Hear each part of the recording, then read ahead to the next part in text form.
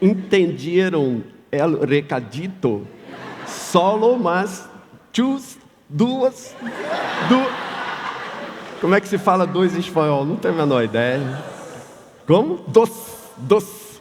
Dos semanitas. Beleza? Gente, muito bom estar aqui. Queria ler com vocês, mas antes de ler, não tem que falar. Só tem artista nessa igreja, não é não? Gente, de onde os caras tiram ideia de fazer um negócio desse, gente? Quando eu vi, não sei se vocês já assistiram Pablo Escobar, né? A série lá no Netflix, como é que é? Narcos. Gente, pô, você vê aquilo ali, você fala assim, pô, os irmãos lá da igreja são artistas, maravilhoso. Eu queria ler com vocês essa noite, capítulo 1, a gente vai ler dos versículos 9 a 11. Atos, capítulo 1, de 9 a 11.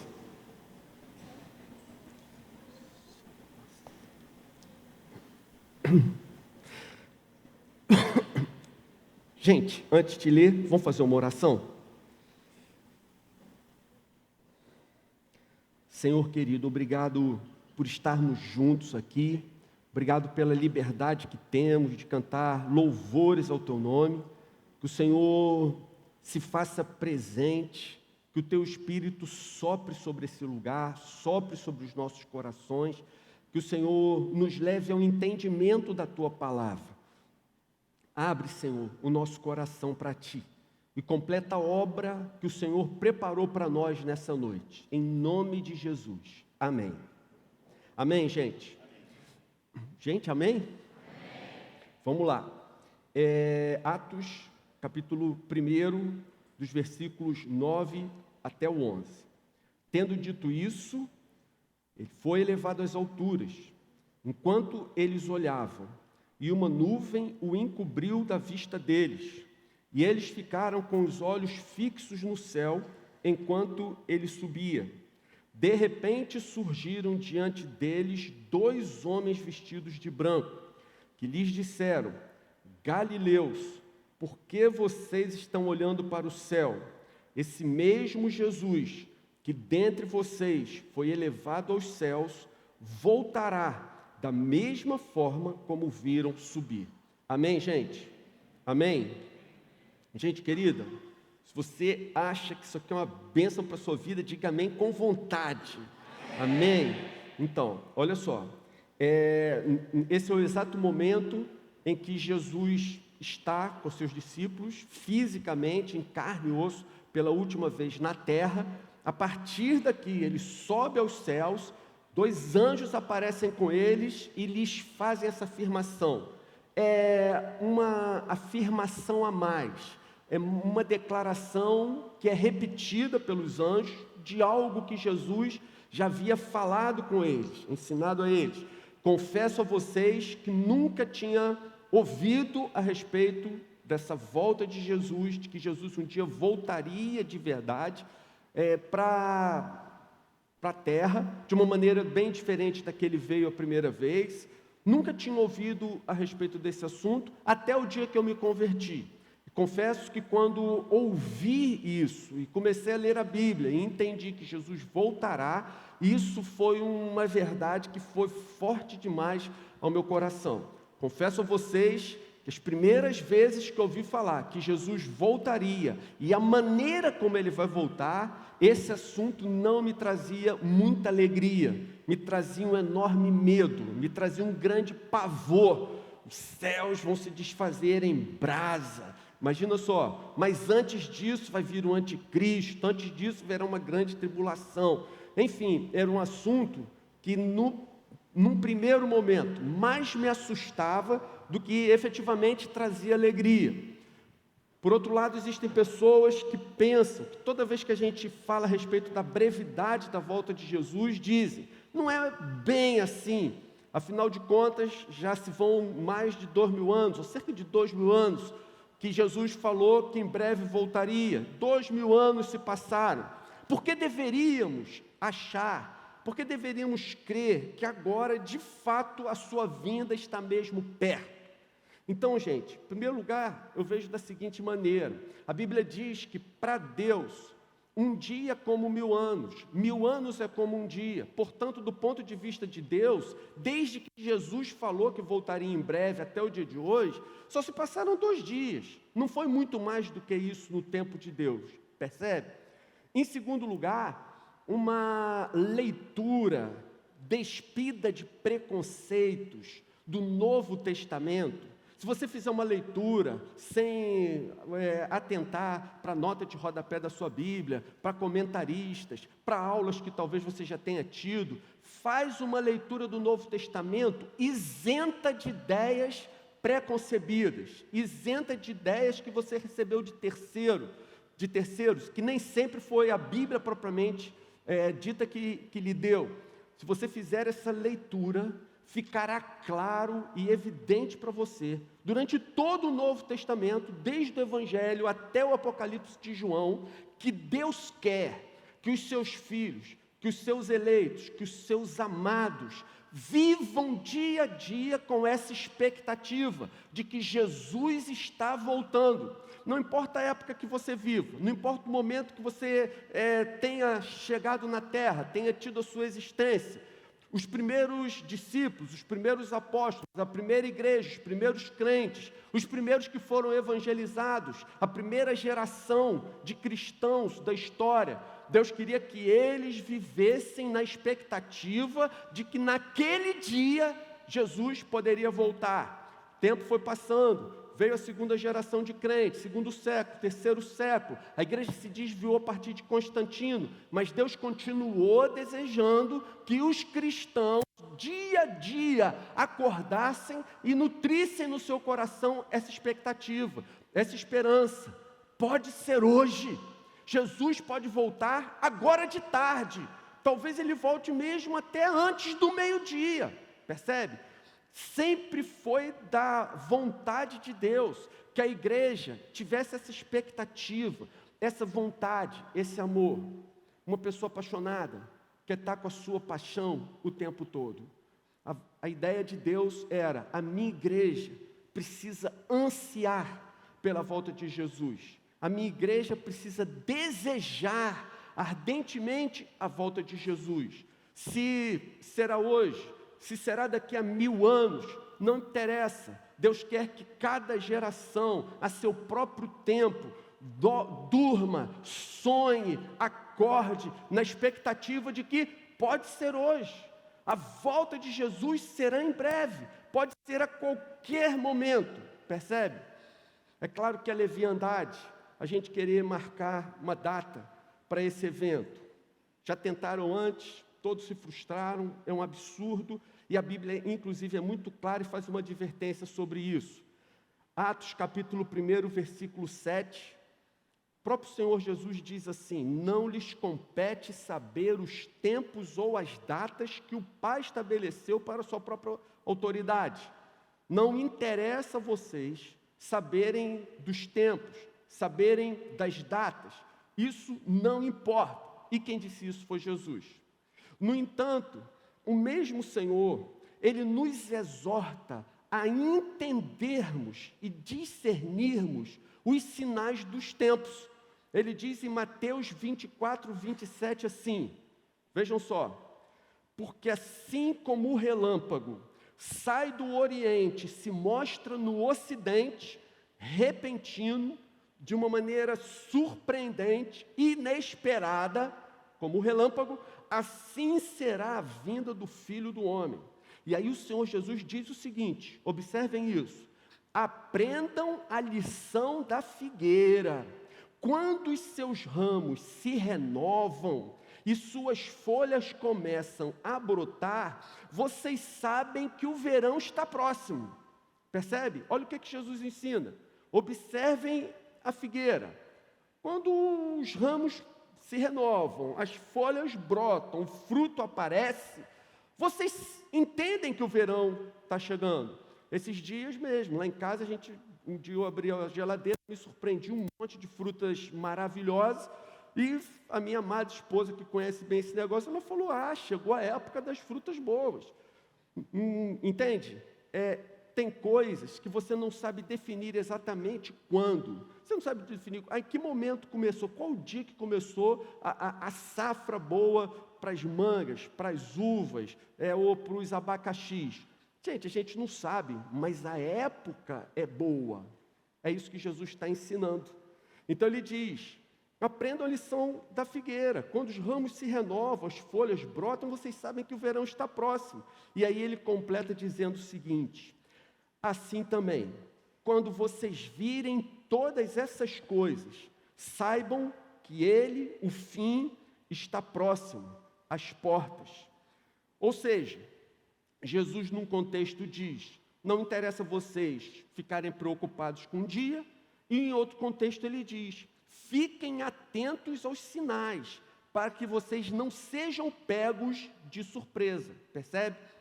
Bem, mas que sinais são esses? Existem alguns sinais bem genéricos, universais, mundiais, fáceis de nós observarmos. Por exemplo, Jesus disse que haveria fome mundial. Nunca teve tanta gente passando fome como nos dias atuais. Jesus disse que as pestes iriam dizimar a muitas pessoas nos últimos dias. Se você hoje somar o câncer, a AIDS, todo tipo de câncer, a AIDS, todo tipo de doença que tem havido por aí, como dengue, chikungunya, zika, a quantidade de pessoas morrendo, a quantidade de pessoas nascendo com problemas neurológicos seríssimos, você vai ver que provavelmente nunca na história da humanidade nós vivemos um tempo em que as pestes assolaram tanto as pessoas. E além disso, os níveis de degeneração moral que nós atingimos, gente, se nós não estamos no mesmo patamar de Sodoma e Gomorra, é porque nós estamos piores do que aquelas cidades. O que nós vemos nos dias atuais, eu não preciso dar nenhum exemplo disso para vocês, que vocês percebem, nós estamos vivendo um momento em que a moralidade foi completamente refeita, as ideias e os valores, há uma pressão gigante para destruir e afastar, apagar definitivamente da face da terra todo e qualquer valor da chamada cultura judaico-cristã. Se você tira os valores da cultura judaico-cristã, o que sobra? Nada. Quais são os valores que vão guiar a sociedade? Nenhum. Cada um fará o que achar mais certo aos seus próprios olhos. Mas, no entanto, apesar desses sinais, existem pelo menos 3 sinais bíblicos que eu considero que são muito claros, evidentes, bem definidos, e que não dependem de uma interpretação pessoal para você verificar que eles já se cumpriram. Quer ver? Primeiro sinal é o Espírito Santo sendo derramado. Atos, capítulo 2, a partir do versículo 14, Pedro faz um discurso. E veja o que Pedro diz. Então, Pedro levantou-se com os 11, em alta voz dirigiu-se à multidão. Homens da Judéia e todos os que vivem em Jerusalém, deixe-me explicar-lhes isso, ouçam com atenção. Estes homens não estão bêbados como vocês supõem, ainda são 9 horas da manhã. Ao contrário, o que vocês estão vendo é o que foi predito pelo profeta Joel. E o que foi predito pelo profeta Joel? Foi predito que nos últimos dias, assim diz o Senhor, derramarei do meu Espírito sobre todos os povos. Percebe? Ou seja, quando o Espírito Santo seria derramado sobre todos os povos? Nos últimos dias. E o apóstolo Pedro diz, isso já se cumpriu. O que você está vendo aqui desses homens, cada um falando, alguns falando em línguas estrangeiras que eles não estudaram, alguns falando na língua dos anjos, uma língua incompreensível, em línguas incompreensíveis. Isso é uma manifestação do Espírito que foi derramado sobre eles. E isso está acontecendo para se cumprir o que fora predito, que nos últimos dias isso de fato ocorreria. Essa manifestação não é algo simples, que poderia acontecer a qualquer momento. Isso aqui é algo que os profetas anteviram, desejaram e quiseram ardentemente. Percebe? Até então, no Antigo Testamento, o Espírito Santo parece, vou usar uma expressão aqui só para ajudar o raciocínio, vocês, por favor, não se sintam ofendidos, né? Parece que no Antigo Testamento o Espírito era concedido a conta-gotas. Era ao profeta, era ao rei, era a um ou dois sacerdotes. Mas no dia do Pentecostes, o Espírito Santo foi derramado sobre toda a carne. Alguns dias mais se passam e até mesmo sobre os gentios o Espírito Santo é derramado. Aquele privilégio que era muito restrito e exclusivo a algumas poucas pessoas no Antigo Testamento, agora ele é dado em profusão a todo aquele que crê em Jesus. E Pedro diz, isso é para se cumprir o que o profeta havia falado, que nos últimos tempos isso aconteceria. O segundo sinal bíblico que eu vejo de que o fim, de fato, está bem próximo, é o próprio Senhor Jesus que diz que o Evangelho do Reino, Mateus 24:14, o Evangelho do Reino será pregado em todo o mundo, como testemunho a todas as nações. Então virá o fim. Eu já ouvi várias discussões sobre o Evangelho do Reino será pregado em todo o mundo. Quando se aproximou a virada do século, de 1999 para 2000, foi criado um movimento internacional chamado AD 2000, em que a ideia foi, eles catalogaram todos os povos não alcançados, sejam povos na África, tribos africanas, tribos indígenas em todos os países, sejam setores dos países muçulmanos. Então, todas essas tribos, povos e etnias foram catalogadas e foi feito um desafio para que cada igreja ao redor do mundo adotasse um povo desse e até o ano 2000 enviasse um missionário. Eu acho que eles não conseguiram concluir esse trabalho no tempo definido. No entanto, eu queria que você comparasse o que Jesus disse com o que Paulo afirma em Romanos capítulo 1, versículo 8. Paulo diz assim, em todo o mundo está sendo anunciada a fé que vocês têm. Percebe? A própria Bíblia, ainda no tempo do Novo Testamento, ele diz, o que Jesus afirmou e colocou como um sinal para a sua vinda, já se cumpriu. O Evangelho do Reino, disse Jesus, será pregado em todo o mundo como testemunho a todas as nações, então virá o fim. O apóstolo Paulo diz em Romanos capítulo 1, versículo 8, em todo o mundo está sendo anunciada a fé que vocês têm. Já se cumpriu mais esse sinal. Quando o Senhor diz, será pregado em todo o mundo, ele não estava dizendo que seria pregado o Evangelho a cada criatura e uma a uma, todas as pessoas da terra o ouviriam. Ele estava dizendo que o Evangelho seria pregado por todos os lugares.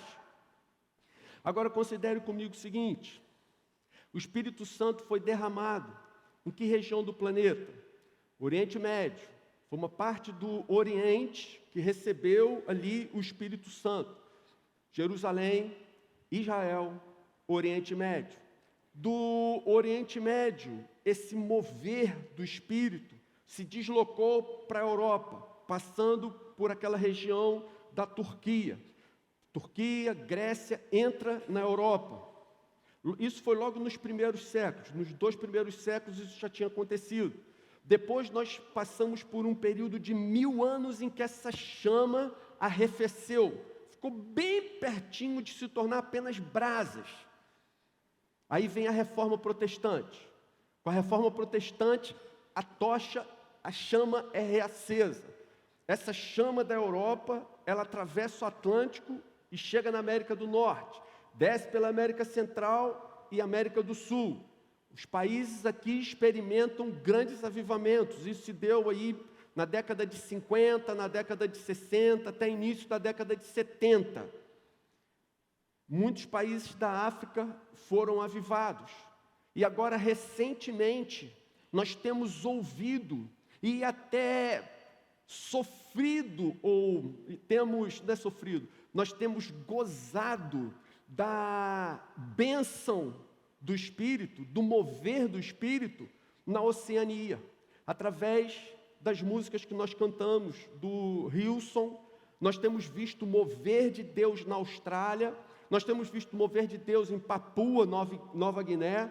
Sabe o que isso significa? Que a tocha do Espírito, o fogo do Espírito, a história dos avivamentos, ela já deu pelo menos uma volta completa no globo. Ela já deu pelo menos uma volta em toda a terra.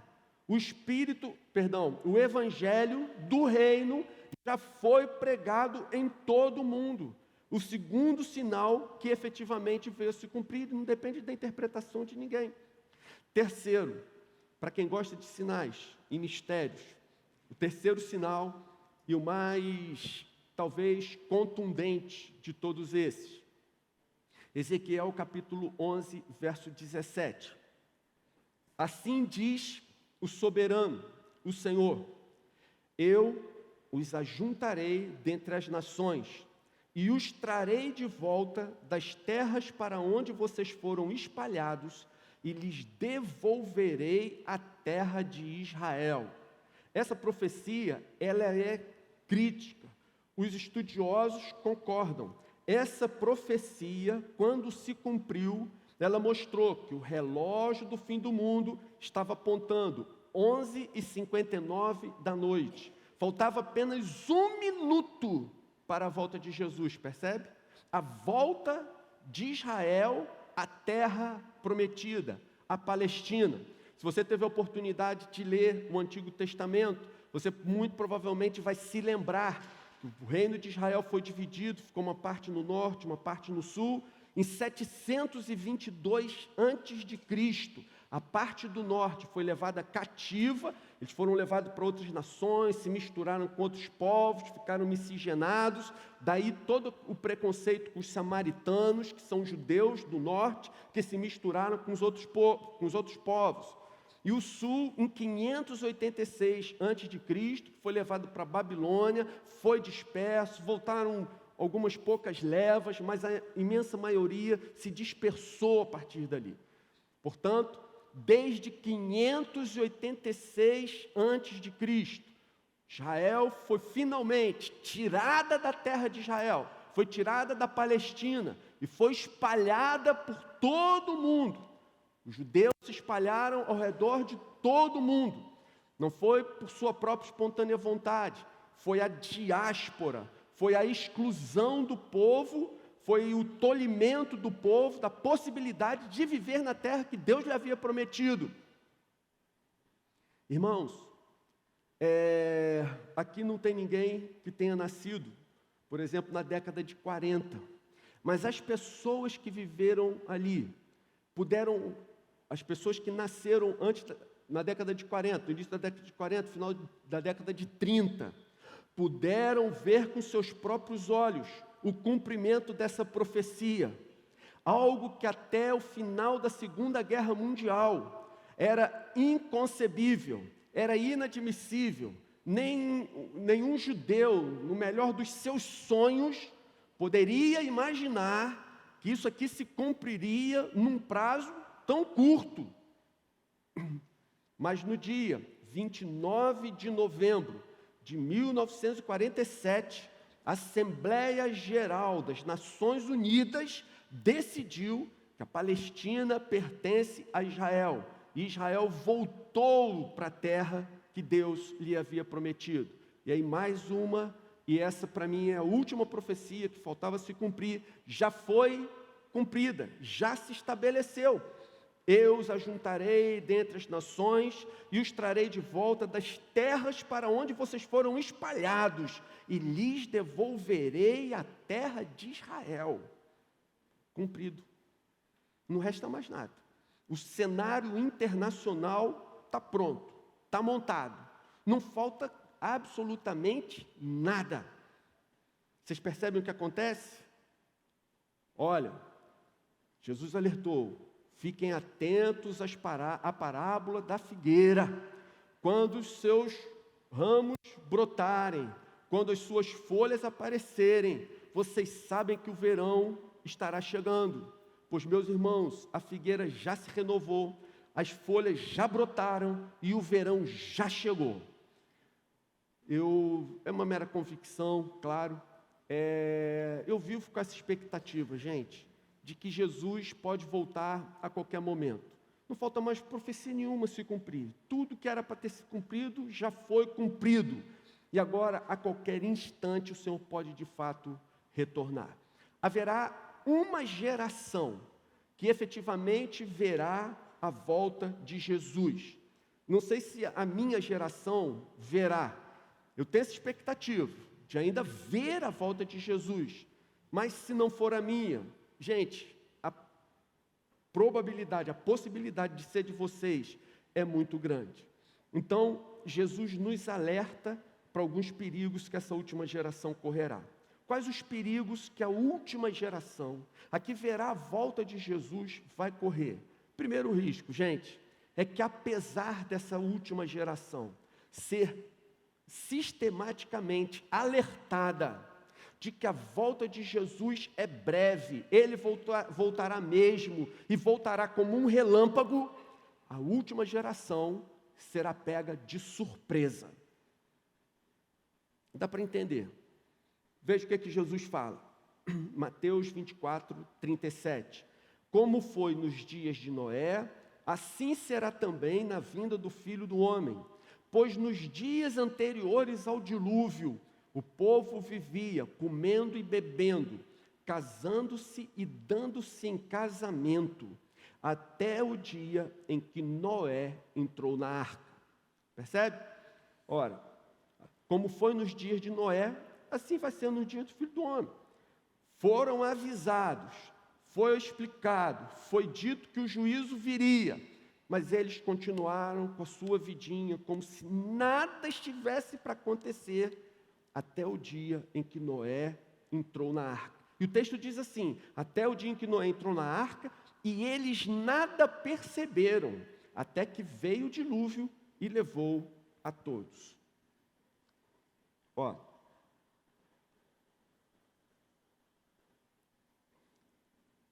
gente, quem está fazendo vestibular aí, não é pegadinha não, mas quem está fazendo vestibular e está com o raciocínio afiado, vai pegar rápido, senão a gente volta e explica. É só porque tem uma continha para fazer no que eu vou falar agora, mas é uma continha fácil.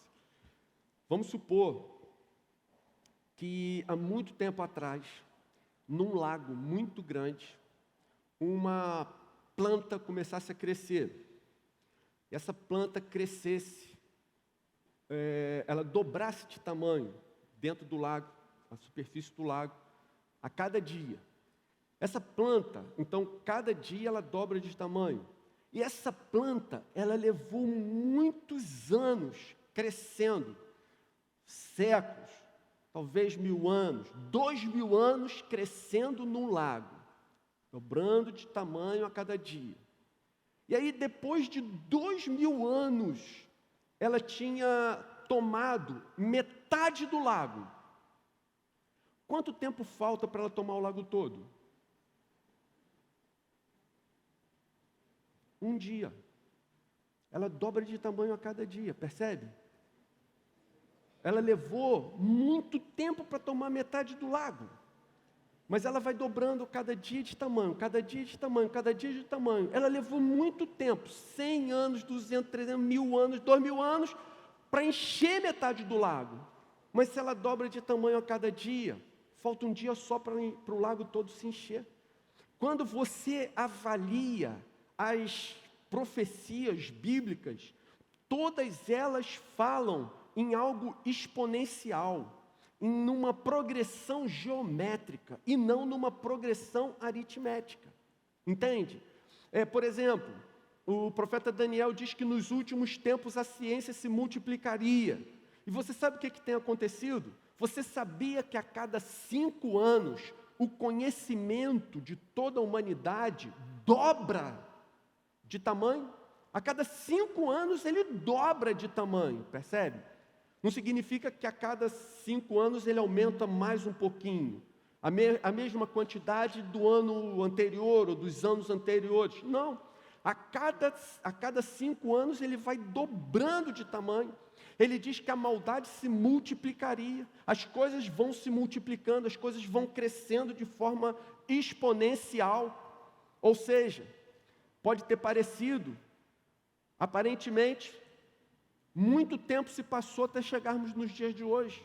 Mas agora, para que todas as coisas se consumam e para que Jesus volte, gente, é assim, no estalo. Porque é exponencial e as coisas estão chegando rápido demais.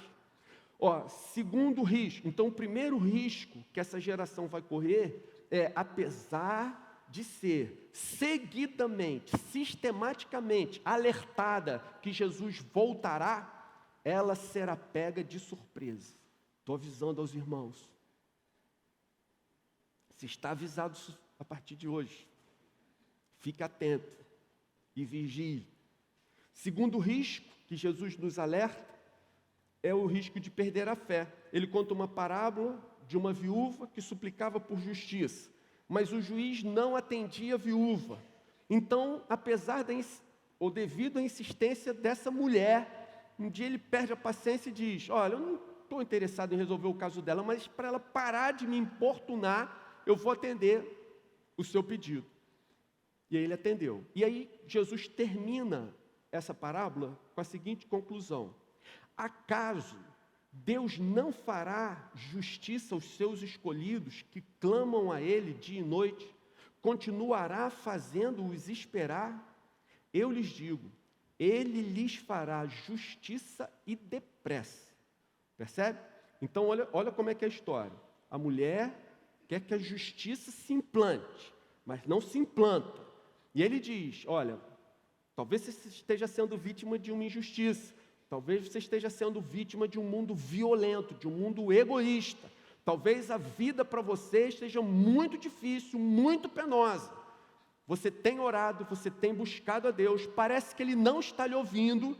E aí Jesus diz: não, insiste porque o juiz vai ouvir a sua oração. Insiste porque o juiz vai julgar a sua causa. Continua perseverando que o juiz vai lhe atender. Eu sei que está difícil, mas não desista, não pare. E aí depois de ele dizer isso, eu lhes digo que ele lhes fará justiça depressa.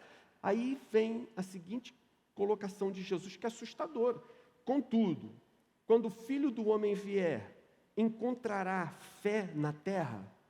Percebe o que acontece aqui? Será que quando o Filho do Homem voltar, ele vai encontrar fé na terra? Ou será que devido a tanta pressão que os cristãos sofrem, tanta pressão que nós sofremos, nós vamos desistir e abandonar a nossa fé? Eu falei recentemente aqui sobre a questão da perseguição dos cristãos. Nós ouvimos, sendo falado nos dias atuais, há um discurso muito forte a respeito da perseguição aos homossexuais, a respeito da covardia contra mulheres, algumas minorias, não importa qual seja a minoria, e as pessoas acham muito correto que sejam feitas novas leis com a intenção de proteger essas minorias. No entanto, se você pegar e estudar a história do Ocidente como um todo, desde a vinda de Jesus até os dias atuais, não há nenhuma classe de pessoas que tenha sido mais martirizada, que tenha sido mais torturada, que tenha sido mais perseguida e que tenha sofrido mais do que os cristãos. Se é para fazer uma lei para proteger a minoria, vamos começar fazendo uma lei para proteger os cristãos, porque eles foram os mais perseguidos em toda a história da humanidade até os dias de hoje. Você que batalha lá no seu colégio também levanta bandeira e diz: temos que proteger as minorias. Então, comece levantando a sua bandeira e dizendo: vamos começar por uma lei que proteja os cristãos de serem perseguidos, de serem excluídos, de serem, tolhidos da sua liberdade de prestar culto, de manifestar a sua opinião. Vamos ser sinceros. Se você quer proteger a minoria, comece pelos seus irmãos, protegendo as minorias dos cristãos. Aí você está pensando assim: mas será que isso daí... Ele está exagerando, ele está sendo radical. Vou dar um exemplo que aconteceu essa semana aqui em Niterói. Um colégio em Niterói promover um debate sobre ideologia de gênero. E ligaram para aqui para a igreja e informaram a gente que haveria esse debate. O pastor Jonathan se prontificou aí. Só que quando ele chegou lá, foi dito o seguinte: pastor aqui não pode dar opinião. Você pode se sentar e assistir. Aí o representante LGBT pode falar, o representante do PSOL pode falar, o representante do PCdoB pode falar, o que representa a OAB pode falar, mas pastor não pode. Você vai ficar sentado ouvindo, mas falar você não tem direito. Percebe? Vão ver um aluno que participe que esteja estudando no Pedro II.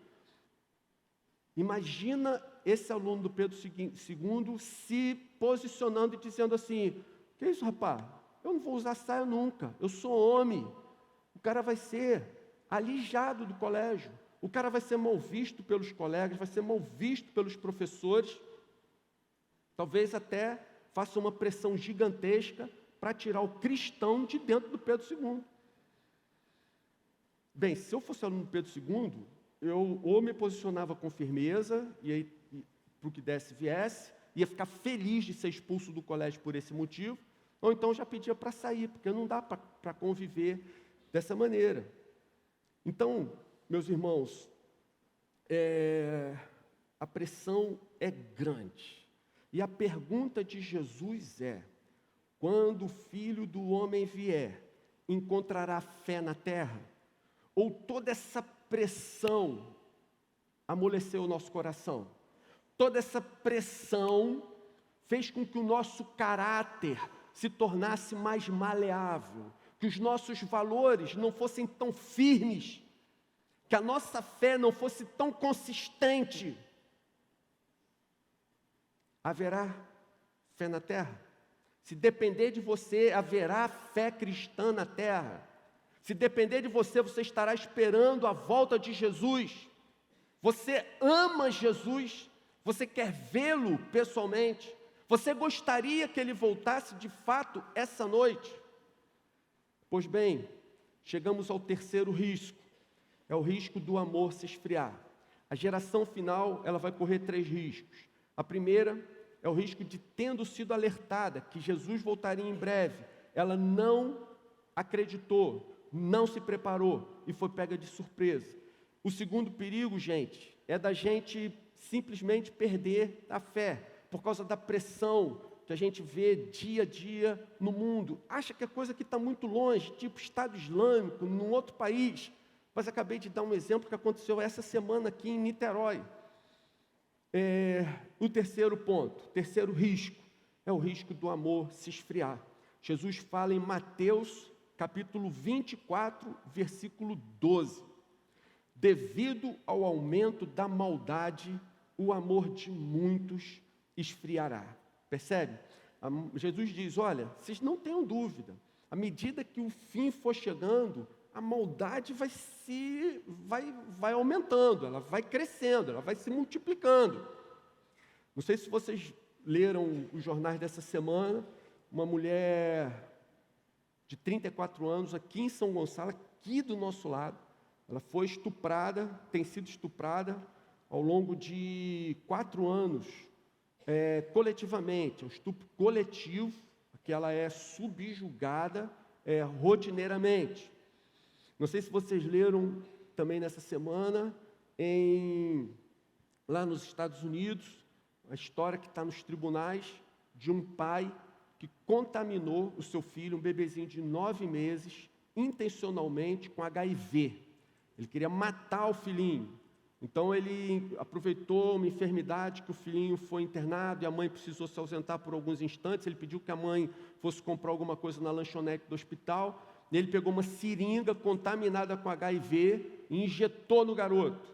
Mas o cara foi tão mal que ele não se preocupou sequer em ver o tipo de sangue. Ele injetou um sangue diferente. Lá, o menino começou a ter todo tipo de problema, todo tipo de enfermidade. Esse processo vem se arrastando há anos. O cara, graças a Deus, esse pai está preso. Os Estados Unidos é diferente do Brasil. O cara está atrás das grades lá há muitos anos. E agora a ideia era ter uma audiência para, quem sabe, liberar o pai. Aí eu comecei a ler a reportagem por causa enfim, do fato tão chocante e inacreditável. E aí descobri que o rapaz, em algum momento da sua vida, ele não conta como, ou a reportagem fez questão de não mostrar como, ele, em algum momento da sua vida, ele se converteu a Jesus. E ele fala de Deus, e fala inclusive que perdoou o pai. Mas que quer que o pai continue na cadeia para não fazer isso com mais ninguém. Nós já tivemos o caso aqui no Brasil do menino João Hélio, tivemos o caso de Suzane Richthofen, tivemos o caso do casal Nardoni, que são casos absolutamente absurdos, de filho matando o pai, filho matando a mãe, pais matando os filhos. E só agora em 2016, apenas esse ano até o momento, já houve mais de 30 assassinatos de pais pelos filhos, só aqui no Brasil. Meus irmãos, devido ao aumento da maldade, o amor de muitos se esfriará, percebe? Não aguento mais. Que mundo é esse? Eu não aguento mais viver aqui. E a tendência é o coração ficar duro, o coração ficar petrificado. Não amo mais ninguém. Eu não acredito mais em nada. É um risco. Para concluir, aplicações. Primeira aplicação que eu gostaria de sugerir a vocês: fique atento para o que realmente importa, percebe? Fique atento ao que realmente importa. Dá uma olhada na sua agenda, vê em que você tem gasto, seus recursos, seu tempo, seus recursos financeiros, vê o que você tem feito da sua vida, e aí você vai ver qual a sua prioridade, em que você tem gasto o seu tempo, o que você tem gasto o seu dinheiro, o que você tem feito ultimamente. Fique atento para que a volta de Jesus não te pegue de surpresa. Segundo, cuide da sua fé. Tenha como meta ler a Bíblia toda, pelo menos uma vez por ano. A gente está com um grupo muito interessante no WhatsApp, um grupo já está chegando aí ao máximo permitido, já tem quase 250 pessoas, mas a gente vai abrir outro grupo. Quantas pessoas quiserem, a gente está junto, e as pessoas vão lendo a Bíblia, fazendo perguntas. Isso é uma coisa maravilhosa, que tem perguntas que você nunca imaginou que seriam feitas na vida. Então leia a Bíblia, tire um tempo para orar e ouvir Deus falando diariamente. E finalmente, não deixe que seu amor esfrie. Qual a melhor maneira de fazer isso? Gente, você precisa estar junto da fogueira, você tem que estar junto da brasa, para que ela não vire carvão. Frequente uma célula, faça discipulado, participe dos fins de semana de treinamento. Agora eu quero terminar falando para vocês o seguinte, conclusão. Esses tempos do fim são tempos de plenitude, da ciência, das comunicações, da globalização, mas são tempos, gente, de radicalização, em que as perversões, a violência, o pecado, o afastamento de Deus vão se multiplicar de uma maneira inacreditável. Agora, último raciocínio que eu peço para vocês aqui comigo. Qual é a estratégia de um técnico para uma corrida de revezamento? Vai haver uma corrida de revezamento. Um vai passar o bastão para o outro.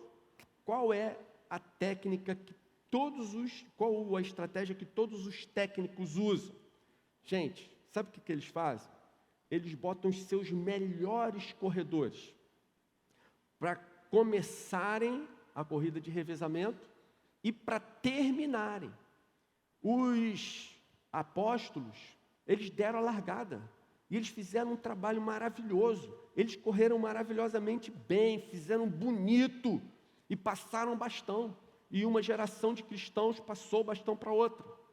Se nós acreditamos que somos a última geração, então você pode esperar coisas tremendas e maravilhosas da parte de Deus, porque Ele colocou as melhores gerações, os melhores corredores, no início e no final. A última geração, ela experimentará o maior derramamento do Espírito que já ocorreu na história da humanidade desde o Pentecostes. Esse avivamento tem sido aguardado já há décadas. Muita gente orou por ele, desejou, acreditou que o veria, mas não viram, o tempo ainda não chegou. Mas, meus irmãos, ele está muito perto. Essa última geração, ela receberá toda essa unção, toda essa visitação do Espírito, porque ela será parte integrante da maior colheita de almas de todos os tempos.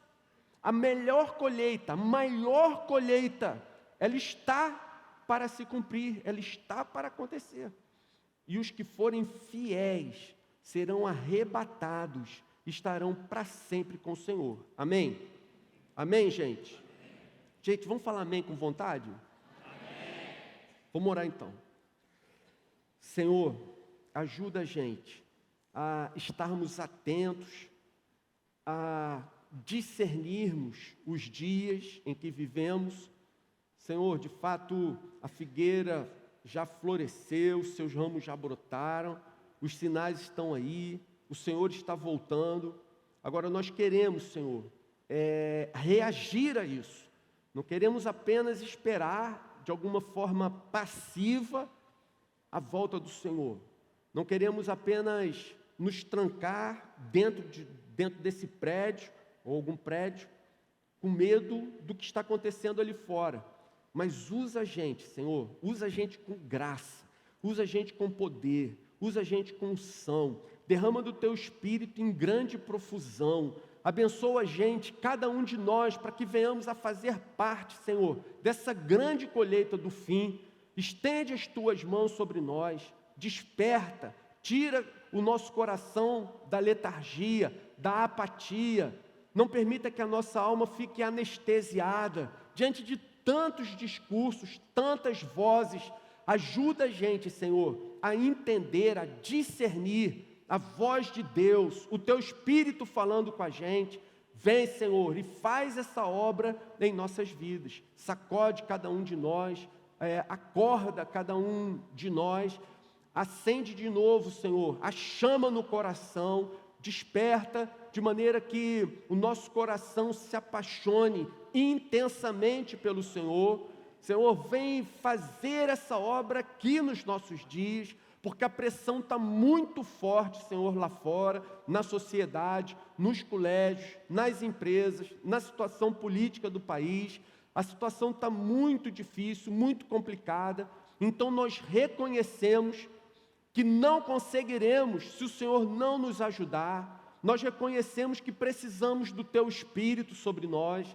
Então, Senhor, derrama uma porção especial do Teu Espírito sobre as nossas vidas, batiza com o Espírito, batiza com fogo, dá plenitude, concede o enchimento.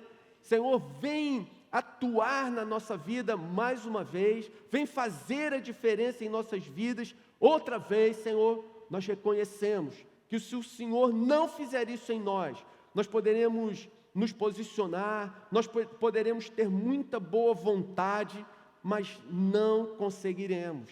Precisamos do Senhor. Tem misericórdia de nós, Senhor. Temos ouvido todas essas coisas, não queremos deixar isso por isso mesmo. Não queremos simplesmente sair daqui como se a nossa alma estivesse impermeável à Tua voz. Não queremos sair daqui como se o nosso coração tivesse uma casca que impedisse a Tua voz de falar conosco. Senhor, desfaz tudo isso, Senhor, e acende de novo a paixão pelo Senhor, acende de novo o amor por Jesus. Senhor, inflama o nosso coração, desperta-nos para o Teu chamado, Senhor. Senhor, há muita gente lá fora, muitos irmãos e irmãs que ainda estão na escuridão, que ainda precisam conhecer o Senhor, precisam receber da Tua luz. Faz isso no nosso meio, Senhor. Não permita que a gente coloque a cabeça no travesseiro, durma em paz, como se as coisas fossem normais, e fosse assim mesmo, e eles vão para o inferno. Não permita, Senhor. Mas incomoda a gente, Senhor. Acorda-nos novamente, Senhor. Desperta-nos outra vez, Senhor, para ouvirmos a Tua voz, cumprirmos o Teu chamado e completarmos o ministério. Então faz assim, Senhor, nós pedimos e agradecemos em nome de Jesus. Amém.